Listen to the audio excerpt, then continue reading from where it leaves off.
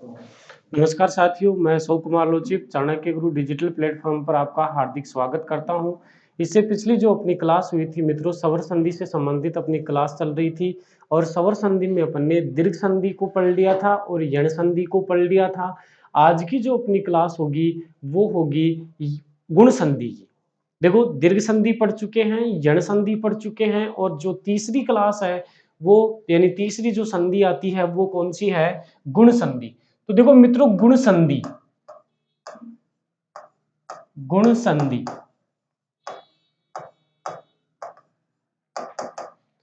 देखो, संधि को पहचानने के दो तरीके। एक तो जब संधि युक्त पद दिया हुआ हो तब कैसे पहचाने, एक जब संधि विच्छेद दिया हुआ हो तब कैसे पहचाने। दोनों स्थितियां आपको पहचानने के लिए बताई जाएंगी। पहली स्थिति तो संधि युक्त शब्द की, यानी कोई संधि युक्त शब्द आ गया और आपसे नाम पूछ लिया कि इस शब्द में कौन सी संधि है, तो या इस शब्द में संधि विच्छेद आप कर रहे हैं, वो संधि विच्छेद कहां से होगा? अब कहां से होगा? जब आपने संधि पहचान ली कि गुण संधि है तभी तो आप आगे संधि विच्छेद कर सकेंगे। तो दो संधि युक्त पद में एक तो होगा प्रथम पद और एक होगा द्वितीय पद। सॉरी, संधि युक्त पद में ये नहीं, ये तो संधि विच्छेद में होगी स्थिति। संधि युक्त पद में ए स्वर, ओ स्वर, ठीक है, और इसके अलावा देखो, इसके अलावा जो होगा वो होगा एक अर, या अपन कह सकते हैं ऊपर रह। इन तीन स्थितियों में गुण संधि होती है। कौन कौन सी स्थिति में? जहां ए स्वर आ रहा है, जहां ओ स्वर आ रहा है और जहां अर आ रहा है, अर्थात ऊपर रह की मात्रा आ रही है। कोई भी शब्द है, किसी भी शब्द के ऊपर यदि र आ रहा है तो उसमें गुण संधि होगी, लेकिन ऊपर जो र आ रहा है उसमें प्रायिकता ध्यान रखना। ऊपर र है, इससे पहले वाला जो वर्ण है, पहले वाला वर्ण, उस पहले वाले वर्ण में अस्वर होना चाहिए। अस्वर हो तभी गुण संधि होगी, अन्यथा गुण संधि नहीं होगी। मैंने लिखा अर होगा, अर्थात ऊपर रह आएगा। ऊपर रह आएगा तो उससे पहले वाला जो वर्ण है उसमें अस्वर होना चाहिए, तभी गुण संधि हो सकती है, अन्यथा गुण संधि नहीं हो सकती। जैसे देखो, उदाहरण के द्वारा देखो, मैंने आपके सामने उदाहरण रखा महर्षि। तो जो महर्षि है, इस महर्षि को मैं इस रूप में लिख सकता हूं। ऊपर रह आ रहा है, अब ऊपर रह आ रहा है तो इससे पहले वाला वर्ण है। इस है में देखो कौन सा स्वर है? अस्वर है। इसका मतलब इसमें गुण संधि है। अस्वर होगा तभी गुण संधि होगी। ऐसे तो भाई जैसे दसारण भी होता है, दसारण, ऐसे तो आशीर्वाद भी होता है, तो क्या इनमें भी गुण संधि है? भाई यहां आ स्वर आ रहा है, यहां ई स्वर आ रहा है, इनमें गुण संधि नहीं है। र ऊपर इनमें, इसमें भी आ रहा है और इसमें भी र ऊपर आ रहा है और इसमें भी ऊपर र आ रहा है, लेकिन इसमें ए स्वर है और यहाँ आ स्वर आ रहा है और यहाँ ई स्वर आ रहा है। इसका मतलब इन दोनों में गुण संधि नहीं है, केवल महर्षि में गुण संधि है। ओ वाली स्थिति क्या होगी? ओ वाली स्थिति देखो, एक मात्रा, जो ओ लिखते हैं वो एक मात्रा आनी चाहिए। जैसे अपने सामने उदाहरण है सोत्साह है। क्या उदाहरण है? सोत्साह है, एक मात्रा आ रही है इसके ऊपर, ओ की मात्रा आ रही है। जहां ओ की मात्रा आएगी वही गुण संधि होगी। जैसे विरोचित। अब ऐसा नहीं है कि ओ की मात्रा आएगी तो केवल गुण संधि होगी, विसर्ग संधि की भी प्रायिकता होती है। जिस शब्द में ओ की मात्रा आ रही है उस शब्द में संधि की दो प्रायिकता होती है, या तो गुण संधि हो सकती है या विसर्ग संधि हो सकती है। लेकिन अब आपको आगे उसका संधि विच्छेद करके देखना पड़ेगा कि गुण संधि के अनुसार उसका संधि विच्छेद सही हो रहा है या विसर्ग संधि के अनुसार उसका संधि विच्छेद सही हो रहा है। जैसे विरोचित है, अगर मैं इसका विसर्ग संधि के अनुसार संधि विच्छेद करता हूं तो विरह प्लस चित्त होगा। विरोचित का अर्थ क्या होता है? वीर स्वरूप में कही गई उचित बातें।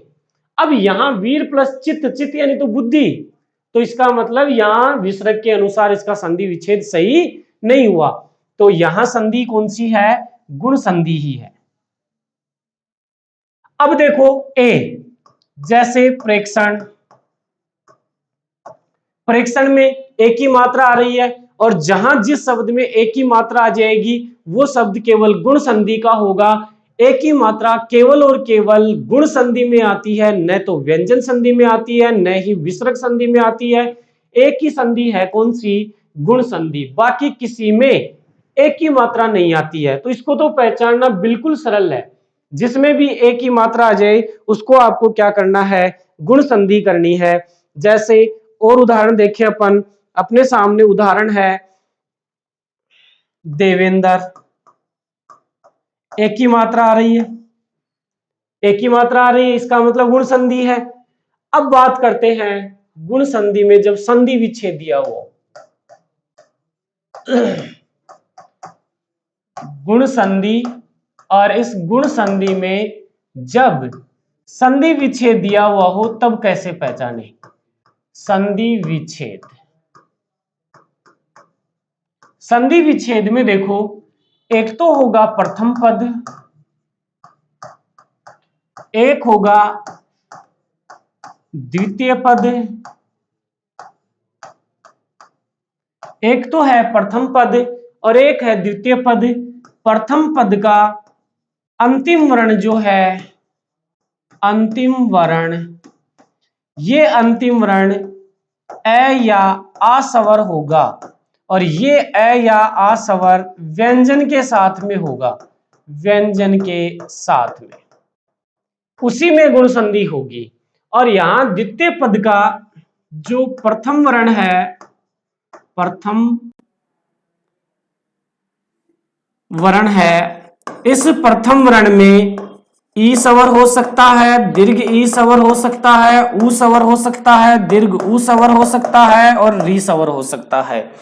इनमें से पांचों में से कोई सा भी स्वर आ सकता है। और ये जो सभी स्वर होंगे, ये सभी स्वर मूल स्वरूप में होंगे, मूल स्वरूप में, यानी व्यंजन के साथ में नहीं होंगे।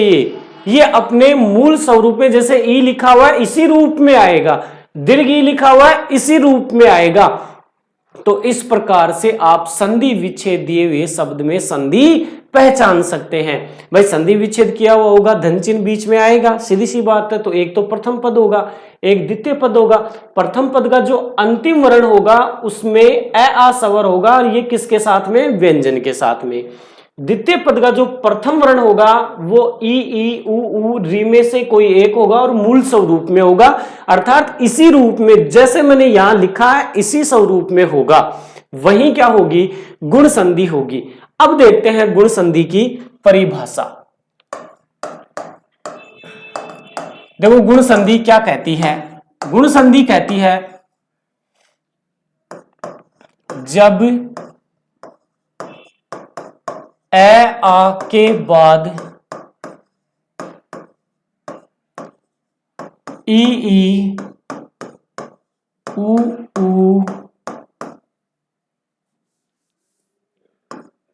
री स्वर आए तो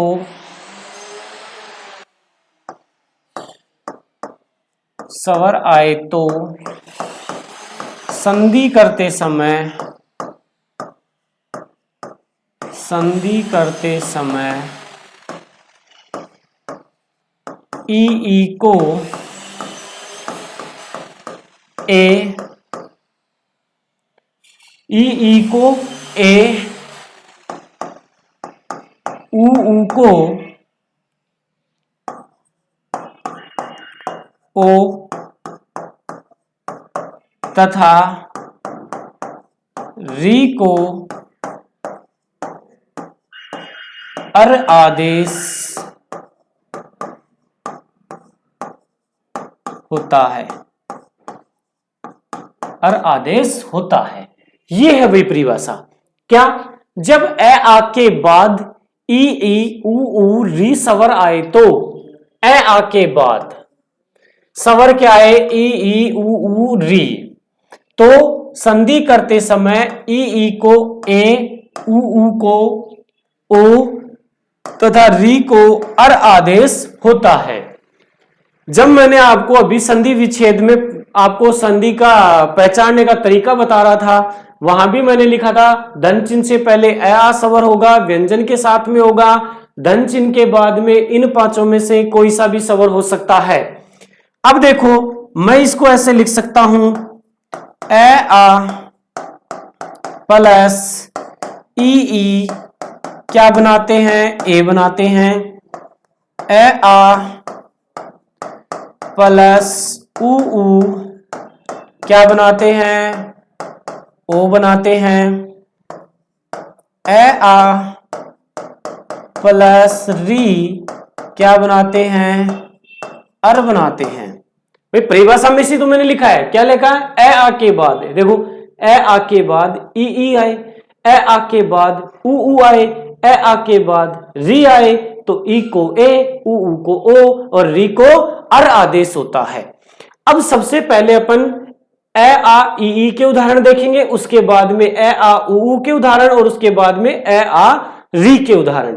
सबसे पहले अपन लेते हैं ए आ प्लस ई बराबर क्या बनता है? ए बनता है। अर्थात अपन कह सकते हैं कि ये एक मात्रा किसी भी शब्द में होनी चाहिए। यानी जब आपके सामने संधि विच्छेद दिया हुआ होगा तो ये स्थिति होगी और आपको ये वाली स्थिति उतारनी होगी। ये जो स्थिति होती है, ये स्थिति तो होती है संधि युक्त शब्द में, संधि युक्त शब्द में। और ये वाली जो स्थिति है, ये वाली स्थिति होती है संधि विच्छेद में। किसमें? संधि विच्छेद में।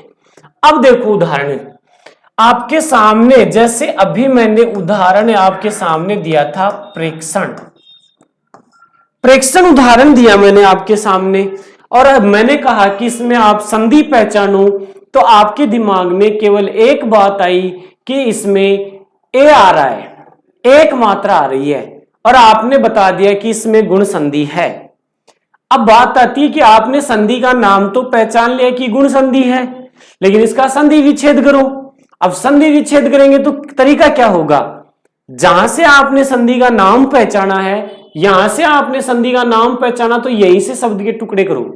टुकड़े करने का मतलब क्या है कि आपने किस स्वर के कारण इसमें संधि पहचानी, आपने इसमें ए के कारण संधि पहचानी, तो उस ए स्वर को बाहर निकालो।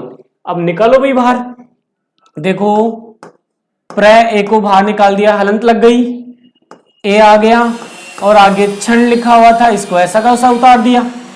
अब बोलो आपके सामने ये आया या नहीं आया? ये आ गया।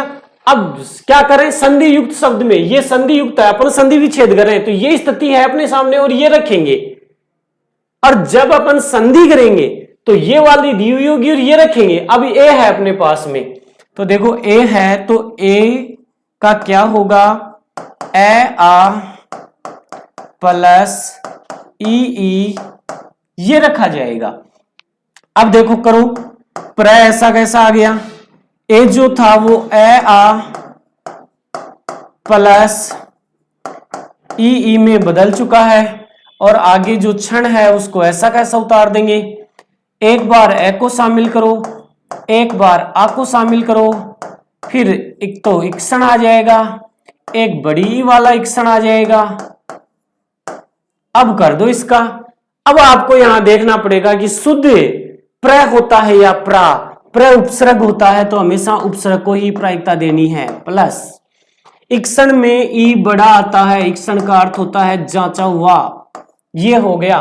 तो प्र प्लस इक्सन, ये क्यों नहीं लिया? क्योंकि ये अशुद्ध होता है, ये शुद्ध नहीं होता है। इक्सन शुद्ध किस रूप में लिखा जाता है? बड़ी के रूप में लिखा जाता है, इसलिए उसको ही लेंगे। ये तो बात थी जब अपने सामने संधि युक्त पद दिया हुआ था और अपन ने क्या किया, संधि विच्छेद किया। अब अपन देखेंगे संधि विच्छेद दिया हुआ होगा और अपन क्या करेंगे, संधि करेंगे। जैसे कि अपने सामने उदाहरण है गमनेतर, तो गमन प्लस इतर, ये उदाहरण है। अब मैंने आपको संधि में बताया कि संधि में दो पद होते हैं, प्रथम पद और द्वितीय पद। प्रथम पद का अंतिम वर्ण लिया जाता है, प्रथम पद का अंतिम वर्ण लिया जाता है, प्लस द्वितीय पद का प्रथम वर्ण लिया जाता है। और जब ए प्लस ई होता है तो ये किससे मिलकर बनता है, ए बनता है। भाई अब देखो ए प्लस ई, ये रहा ए और ये रही ई, दोनों का जब मेल होता है तो क्या बनाते हैं, ए बनाते हैं। मैंने कहा ये वाली स्थिति संधि विच्छेद में होगी, संधि विच्छेद ही अपने सामने है, ये स्थिति दी हुई है तो ये स्थिति उतारनी है, ये स्थिति ए वाली अपन ने उतार दी। अब आगे करो इसको, गमन हलंत वाला, लेकिन ये दोनों किस में बदल चुके हैं, ए में बदल चुके हैं और तर ऐसा कैसा आ जाएगा। अब देखो यदि किसी व्यंजन के आगे स्वर आ रहा है और वो व्यंजन आधा है तो स्वर व्यंजन में शामिल हो जाएगा। न आधा है, न के आगे स्वर वर्ण आ रहा है तो स्वर वर्ण किस में शामिल हो जाएगा, न में शामिल हो जाएगा और ये क्या बन जाएगा, गमनेतर। क्या बन जाएगा, गमनेतर। ये तो थे ए आ ई के उदाहरण। अब देखते हैं ए आ उ के उदाहरण। ए आ प्लस उ बराबर ओ बनता है, अर्थात ये स्थिति दी हुई है। अब वही बात कि जब ये वाली स्थिति तो अपने सामने कब होगी, संधि युक्त शब्द में, संधि युक्त शब्द में। और ये वाली जो स्थिति है, ये वाली स्थिति है, ये वाली स्थिति होगी संधि विच्छेद में, ये वाली होगी संधि विच्छेद में। अब करो उदाहरण देखते हैं अपन। देखो उदाहरण के रूप में अपन उदाहरण लेते हैं, अपने सामने है अन्योदर। भाई आपने इसमें संधि कैसे पहचानी, सबसे पहली बात तो यही आती है, या तो आपके सामने शब्द दिया हुआ होगा, उसमें संधि का नाम पूछ लेगा, संधि विच्छेद करवा लेगा उसका, या संधि विच्छेद दिया हुआ होगा उसका नाम पूछ लेगा, या उसमें संधि करवा लेगा। बस ये दो ही तरीके होते हैं संधि का प्रश्न पूछने के। अब इसमें आपने संधि कैसे पहचानी, तो आपके दिमाग में आया कि हमने यहां ओ की मात्रा आ रही है, इस ओ की मात्रा के कारण हमने संधि पहचानी। तो ओ की मात्रा के कारण आपने संधि पहचानी, इसका मतलब यही से इसमें क्या होगा, संधि विच्छेद होगा। संधि विच्छेद कैसे करेंगे, ओ की मात्रा को बाहर लेकर आएंगे, क्योंकि अपन को ओ लेकर आना है, फिर इसके स्थान पे परिवर्तन करना है। लेकर आओ ओ को बाहर निकाला, ओ बाहर निकल गया, दर ऐसा का ऐसा आ गया। अब देखो ये वाली स्थिति दी हुई है, इसके स्थान पे ये उतार दो, यानी इस ओ के स्थान पे ए आ प्लस उ होगा। करो आगे क्या करेंगे, अन्य ऐसा कैसा आ गया, ओ था, ओ किस में बदल गया, ए आ प्लस उ में, और आगे क्या बच गया, दर। एक बार ए को शामिल करो, ए को शामिल किया तो अन्य बना, आ को शामिल करेंगे तो अन्य बनेगा, प्लस एक बनेगा उदर, एक बनेगा औदर। अब शुद्ध कौन सा है, अशुद्ध कौन सा है, करो यहां से तो ले अन्य, प्लस और यहां से ले उदर, छोटा वाला ऊ होता है, तो संधि विच्छेद हो गया अन्य प्लस उदर। अन्य अशुद्ध होता है, बड़ा उदर वाला ऊ होता है, वो क्या होता है, अशुद्ध होता है। उदर शुद्ध जब लिखा जाता है तो उसमें छोटा ऊ आता है, तो संधि विच्छेद हो गया अन्य प्लस उदर। अब अपने सामने संधि विच्छेद का कोई उदाहरण लेते हैं और उसमें क्या करते हैं, संधि, जैसे स प्लस उत्साह है। अब वही संधि में दो पद, प्रथम पद द्वितीय पद, प्रथम पद का अंतिम वर्ण का मतलब है उसमें से स्वर को बाहर निकालो, प्लस द्वितीय पद का प्रथम वर्ण, तो प्रथम वर्ण तो बाहर निकला हुआ ही होगा क्योंकि अब वो तो अपने मूल स्वरूप में आएगा। अब देखो आपके सामने ए प्लस उ बराबर क्या होगा, ओ। संधि की परिभाषा क्या कहती है, दो वर्णों का मेल, दो वर्णों के मेल से उत्पन्न होने वाला विकार ओ होगा, इसी को क्या कहेंगे, संधि कहेंगे। आगे देखो स ऐसा कैसा उतार दिया, लेकिन ये दोनों का मेल हुआ तो ये दोनों किस में बदल गए, ओ में बदल गए। और आगे तैसा है को ऐसा कैसा उतार देंगे, ये लो जी उतार दिया। अब ओ की मात्रा वही बात है, व्यंजन में शामिल हो जाएगा ओ, तो व्यंजन में शामिल हो जाएगा तो ये सोत्साह बन जाएगा और ये हो गया, ये हो गई संधि। अब इसके बाद में जो उदाहरण है वो उदाहरण है अपने ए प्लस आ प्लस री के, ए आ प्लस री बराबर क्या बनता है, अर बनता है, यानी ऊपर रह होगा। कौन सा रह होगा, ऊपर रह होगा। अब देखो ये वाली जो स्थिति है, ये वाली स्थिति तो किसमें होगी, संधि युक्त पद में, संधि युक्त पद या शब्द में। फिर ये वाली जो स्थिति दी हुई है, ये वाली स्थिति ये किसमें होगी, संधि विच्छेद में।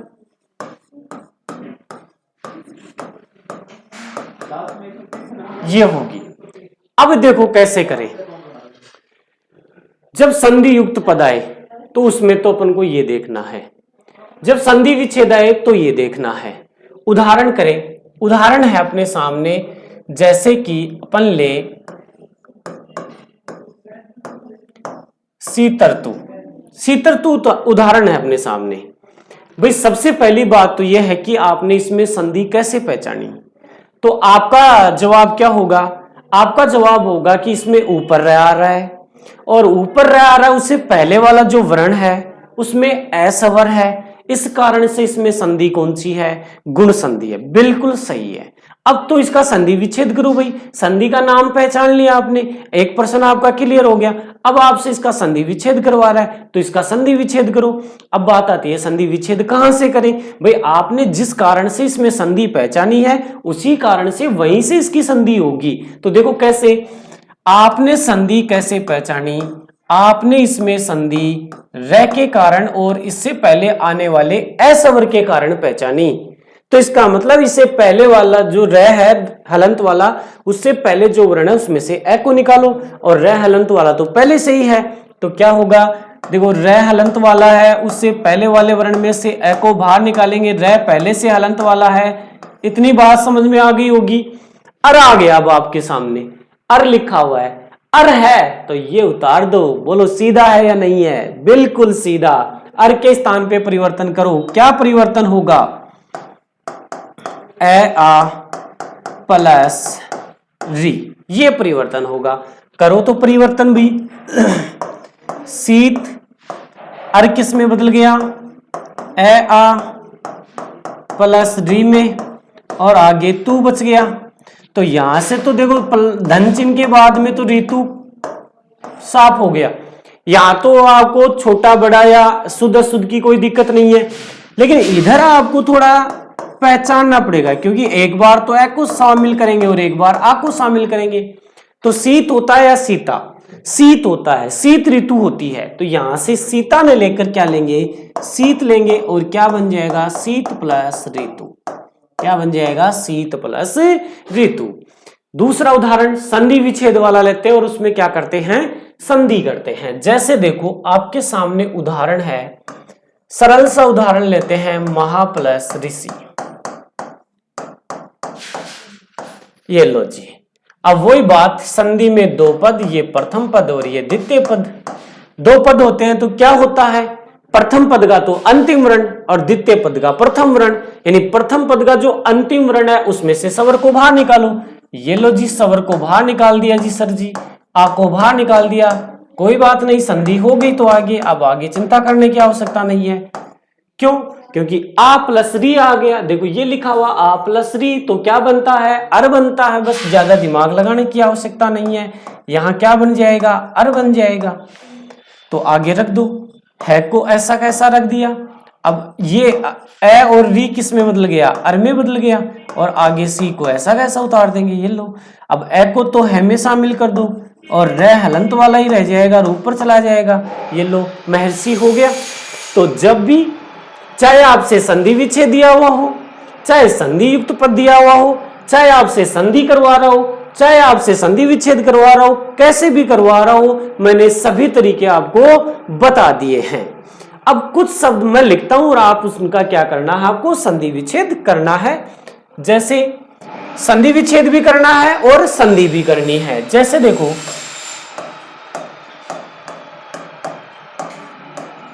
वीरोचित,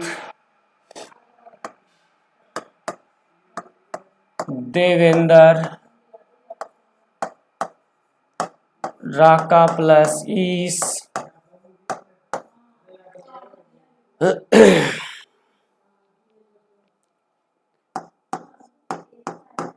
प्राप्त प्लस उद्दक,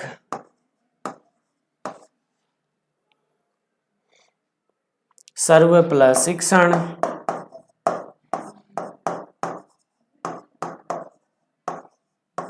सर्व प्लस शिक्षण, अतिशय प्लस उक्ति,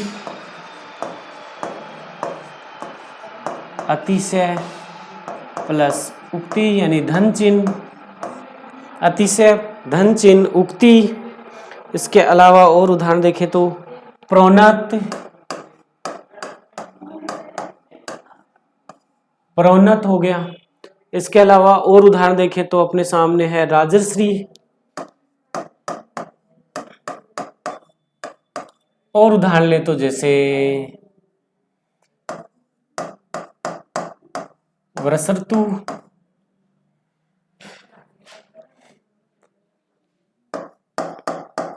ग्रीष्म प्लस ऋतु,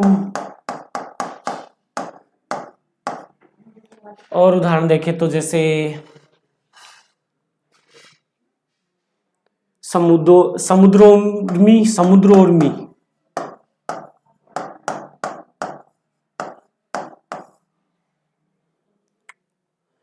चंद्रोदय,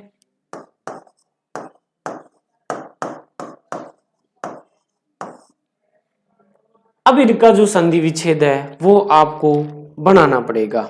अब आप कैसे बनाते हैं देखते हैं, आपका कितना सही होता है, कितना गलत होता है। ये सभी देखो गुण संधि के उदाहरण है। देखो कैसे करने का तरीका थोड़ा बता देता हूं मैं आपको। इसमें ओ की मात्रा आ रही है, गुण संधि है। इसमें ए की मात्रा आ रही है, गुण संधि है। आ के बाद में दीर्घ ई आ रहा है, इसलिए इसमें भी। ए के बाद में ऊ आ रहा है, ए के बाद में ई आ रहा है, ए के बाद में ऊ आ रहा है, और ओ आ रहा है। रे से पहले ए सवर आ रहा है, यहां भी देखो रे से पहले ए सवर है। यहां देखो ए के बाद में री है, ओ की मात्रा आ रही है, और यहां भी ओ की मात्रा आ रही है। तो गुण संधि में अपन ने क्या पढ़ा? गुण संधि में अपन ने पढ़ा कि जहां ए सवर होगा, ओ सवर होगा या अर होगा, यानी एक की मात्रा यानी एक मात्रा शब्द के ऊपर होनी चाहिए। ओ की मात्रा यानी ओ वाली एक मात्रा ऊपर होनी चाहिए शब्द के। अर का मतलब होता है किसी शब्द में ऊपर र आए, हलंत वाला र आए, और उस र वाले से पहले वाला जो वर्ण है उसमें ए सवर होना चाहिए, तभी संधि कौन सी होगी? गुण संधि होगी। फिर संधि विच्छेद में कैसे पहचाने? संधि विच्छेद में पहचानने का तरीका भी आपको बता दिया कि जो प्रथम पद है उसका जो अंतिम वर्ण है वो तो होगा ए आ सवर, और वो किसके साथ में? व्यंजन के साथ में होगा। और द्वितीय पद का जो प्रथम वर्ण है वहां सवर होगा, मूल स्वरूप में होगा। 5 ही सवर होंगे केवल और केवल, ई, दीर्घ ई, उ, दीर्घ उ, री। इन 5 के अलावा अन्य कोई सवर आ जाता है तो वहां फिर गुण संधि नहीं होती है। इन 5 स्वरों में ही कौन सी संधि होती है? गुण संधि होती है। इनके अलावा अन्य किसी भी शब्द में गुण संधि की प्रायिकता नहीं होती है। तो इस प्रकार से ये था अपना गुण संधि से। अब देखो 3 संधियां अपन पढ़ चुके हैं। सबसे पहली अपन ने दीर्घ संधि पढ़ी, फिर अपन ने यण संधि पढ़ी और फिर हम लोगों ने गुण संधि पढ़ी। स्वर संधि के 5 भेद थे, 5 में से 3 हो गए हैं और अगला भेद लेते हैं वृद्धि संधि। वृद्धि संधि देखो जो गुण संधि में है, गुण संधि में तो एक मात्रा वाला है और वृद्धि संधि में जो होगा वो 2 मात्रा वाला होगा। वृद्धि संधि में क्या होगा? 2 मात्रा वाला होगा। कौन सा 2 मात्रा वाला? भाई ए है, इसके ऊपर तो एक आती है और इसको अपन ने गुण में पढ़ लिया। यहां क्या होगा? यहां होगा आई, यहां होगा औ। ये 2 होंगे मित्रों। जहां आई किसी भी शब्द में आई की ध्वनि आ रही है तो केवल और केवल एक ही संधि की प्रायिकता होती है, वृद्धि संधि की। बाकी अन्य किसी संधि की प्रायिकता नहीं होती है। किसी शब्द में औ वाली मात्रा आ रही है, औ वाला स्वर आ रहा है, औ वाली 2 मात्रा आ रही है, तो उसमें भी वृद्धि संधि ही होती है, अन्य कोई संधि नहीं होती है। तो 2 स्थितियां हैं इस संधि में, या तो एक ही आई वाली मात्रा होगी या औ वाली मात्रा होगी। संधि विच्छेद में क्या स्थिति होगी? संधि विच्छेद में ये तो है संधि युक्त पद की, संधि युक्त शब्द की स्थिति। अब संधि विच्छेद वाले में क्या स्थिति होगी? संधि विच्छेद वाले में देखो प्रथम पद होगा प्लस द्वितीय पद होगा और प्रथम पद का जो अंतिम वर्ण है, इस अंतिम वर्ण में ए आ स्वर होगा और ये ए आ स्वर किसके साथ में होगा? व्यंजन के साथ में। किसके साथ में? व्यंजन के साथ में। और द्वितीय पद का प्रथम वर्ण जो होगा, प्रथम वर्ण जो होगा, ये प्रथम वर्ण या तो ए स्वर या आई स्वर या ओ स्वर या औ स्वर, इनमें से कोई एक होगा। या तो ए स्वर या आई स्वर या ओ स्वर या औ स्वर, यानी धन चिन्ह जो है उससे पहले वाला जो पद है, तो धन चिन्ह से तुरंत पहले ए आ स्वर किसके साथ में? व्यंजन के साथ में।